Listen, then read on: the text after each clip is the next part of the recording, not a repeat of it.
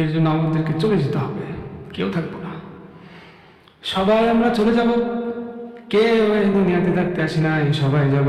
নানা গেল, দাদা গেল, বাবা চলে গেল, মাও গেল, সবাই চলে যায়। এই দুনিয়াতে একবার আসলে সবাই চলে যেতে হয়। এই জন্য আপনাকে আমাকে একটু ভাবতে হবে, আল্লাহ তাআলা আমাদের এই দুনিয়াতে কিসের জন্য পাঠালেন, কেন পাঠালেন, কিসের জন্য পাঠালেন, আমাদেরকে ভাবতে হবে। কারণ আমাদেরকে পাঠিয়েছেন তার ইবাদতের জন্য। আমাদেরকে দুনিয়া ছেড়ে চলে যেতে হবে, কেউ থাকবো না, সবাই চলে যাবে। আমি আপনি চলে যাব। আমার বাবা চলে গিয়েছে, দাদা চলে গিয়েছে, নানাও চলে গিয়েছে, সবাই একে একে ওই গহীন কবরের মধ্যে চলে যাব।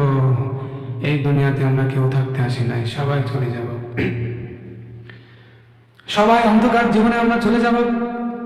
এর জন্য আমাদের ভালো আমল প্রয়োজন, ভালো আমল আমাদের দরকার, বেশি বেশি আমল করা দরকার। কারণ ওই কবরে আমল ছাড়া কোনো কিছু দেখবে না।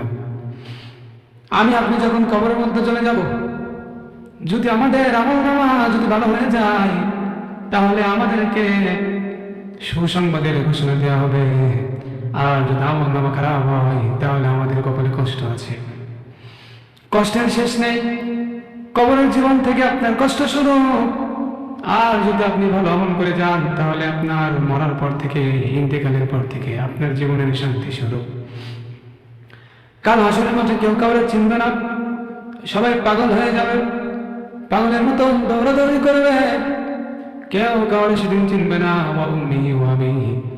বাবা মার চিনবে না, সন্তান বাবার চিনবে না, নেতা নেত্রীরা চিনবে না।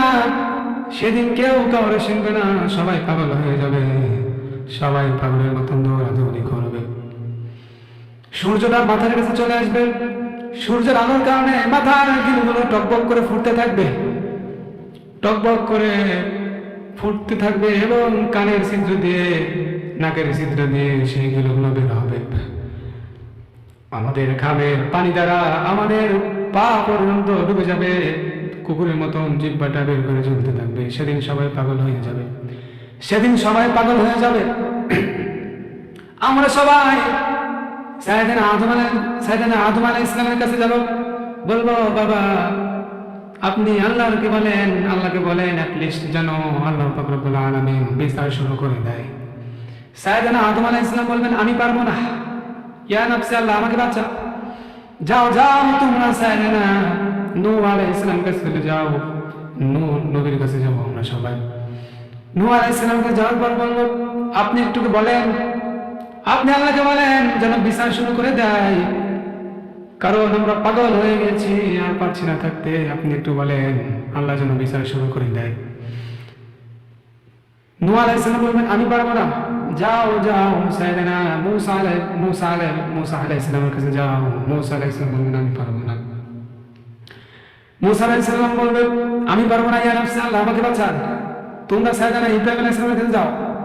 ইব্রাহিম আলাইহিস সালাম বলবেন আমি পারবো না। তোমরা ঈসা আলাইহিস সালামের কাছে যাও।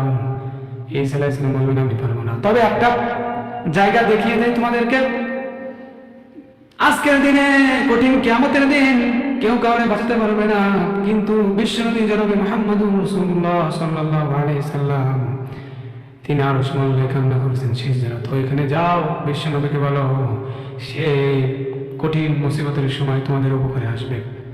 আমরা সবাই বিশ্বনবীর কাছে যাব, যাওয়ার পর বলবো ও নবী আপনি আল্লাহকে একটু বলে দেন যেন বিচার শুরু করে। বিশ্বনবী কান্না করতে করতে হয়রান হয়ে যাবে, পাগল হয়ে যাবে, সিজদাতে থাকবে। আল্লাহ ডেকে বলবেন ও নবী আপনি আর কাঁদবেন না, ও নবী আপনি আর কাঁদবেন না, আপনার কান্না আমার সহ্য হয় না, আপনি মাথা উঠান, ইরফাল আসাক, আপনার কি লাগবে আপনি আমাকে বলে দেন, আপনার কি লাগবে আপনি আমাকে বলুন। ওয়াশফাতু শাফা, যার জন্য আপনি সুপারিশ করবেন আমি তাকে জান্নাতে দেব।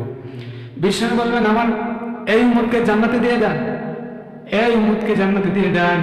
কিন্তু বিশ্বনবী বললেন ফালাইকুম বিসুন্নতি, যারা আমার সুন্নতের উপরে থাকবে তারাই জান্নাতে যাবে, সেদিন তারাই বিশ্বনবীর সুপারিশ পাবে। এর জন্য সবচাইতে জীবনের চাইতে সবচাইতে বিশ্বনবীকে ভালোবাসতে হবে। কারণ আপনি যদি বিশ্বনবীকে ভালোবাসেন, বিশ্বনবীকে অনুসরণ করেন, কাল কিয়ামতের দিন বিশ্বনবীর সাথে আপনার হাসরটা করিয়ে দিবেন কে? এই জন্য আমাদেরকে চলে যেতে হবে, আমাদের মাল সামালা গোছাতে হবে। কেউ এই দুনিয়ায় থাকবে না, সবাই চলে যাবো, ঠিক কিনা?